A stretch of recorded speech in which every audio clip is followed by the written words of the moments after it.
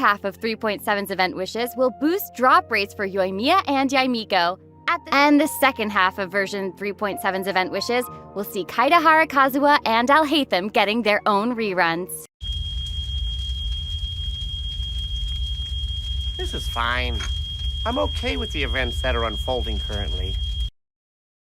Well, today is a sad day for Eula fans. The day is May 13th of 2023. The 3.7 livestream has officially concluded, and once again, Eula has been denied of a rerun. This now marks officially the 13th live version patch without Eula, and 27 banner cycles overall since her last rerun. So for reference, the last time she was featured was in December 14th of 2021. It's been well over a year and a half since her release.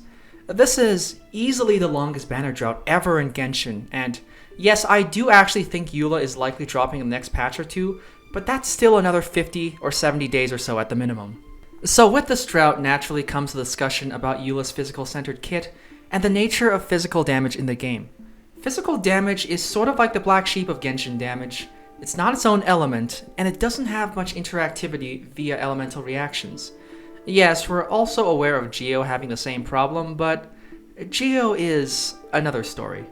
And at least it has its own element. Anyways, there is one thing about the current state of physical damage that I think is getting a little ignored. And well, I don't really blame anyone because it's not a very far-reaching problem yet, but it is at least worth bringing up. I've searched the internet for any mention of this issue, and honestly, I don't know if I simply haven't looked hard enough, or it's just that nobody's talking about it. Feel free to let me know if this was already discussed somewhere. So, what is the tragedy of the Cryo Claymore? Well, to put it simply, the Cryo Claymore is the most, shall we say, disadvantaged subclass in the game. What I mean by this is, not counting the specific weapons available to each class, the Cryo Claymore is just objectively worse than its other cryo weapon counterparts. Take this demonstration here with Chongyun and Xingqiu. Chongyun has a skill active, which converts weapon attacks from swords, polearms, and claymores to cryo damage. Of course, when we try to play Freeze, it doesn't really work because of the one elemental reaction this game tries to hide from you. Shatter. Like seriously, it doesn't even show up on the tutorials page nor the elemental reaction domain.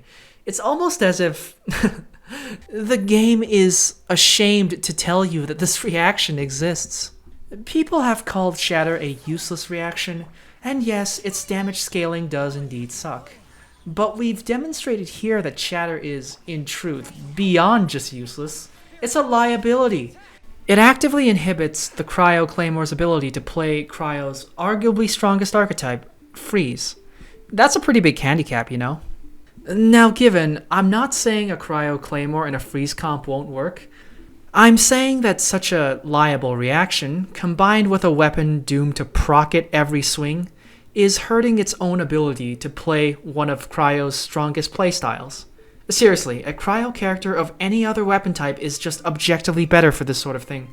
Now, I will acknowledge that there's this cool little thing you can do to obliterate Cryo shields via Shatter, but I don't think it's worth the trade-off.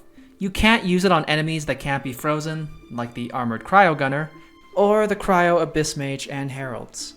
As the current state of elemental reactions stand, Cryo's options are very limited.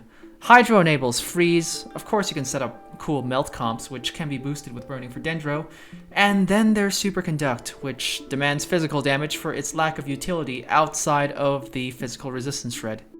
So in other words, Cryo Claymores right now can only go for either melt or physical, because as you saw with the Chongyun situation, any other weapon would be much better for Freeze. So, whenever Hoyo designs a new Cryo Claymore character, they're always going to have this inherent disadvantage. Of course, they could always do something unique and have the character provide some utility unaffected by weapon type, but every other weapon subclass can do the exact same thing. So in essence, a Cryo Claymore just has this substantial design limitation with barely anything to make up for it. Of course, I'm not saying this problem is going to break game balance or anything. Because of the sheer scarcity of characters with both the same element and weapon, Hoyo can easily dodge these problems with a few more Cryo Claymores dedicated to melt or something. Although given, if Shatter was completely removed from the game, literally nobody would miss it, some people wouldn't even notice, and that would just instantly put an end to this issue. Now, just to complement this fact, did you know Chongyun, as of this recording, has the second longest active streak without a rerun, only behind Eula herself? Seriously, his last one was in 2.7 with Ito, and he's been missing from a banner longer than Kazuha, and as a 4-star, no less. But I digress. It's hilarious to me that the top 2 characters who have been neglected the most when it comes to reruns are both Cryo Claymores. Now that's a perfect coincidence to fluff up my video topic even further.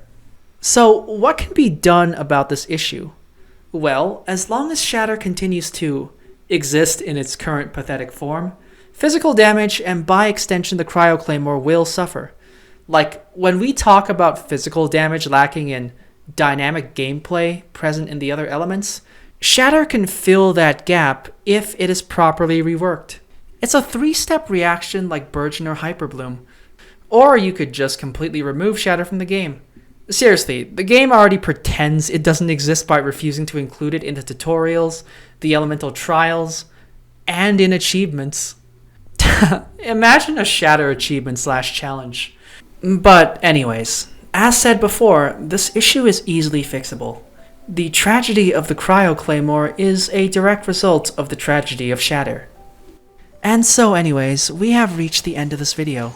Honestly, I'm fortunate to have already pulled for Eula on her last rerun, and for her to be missing so long to the point this video becomes relevant.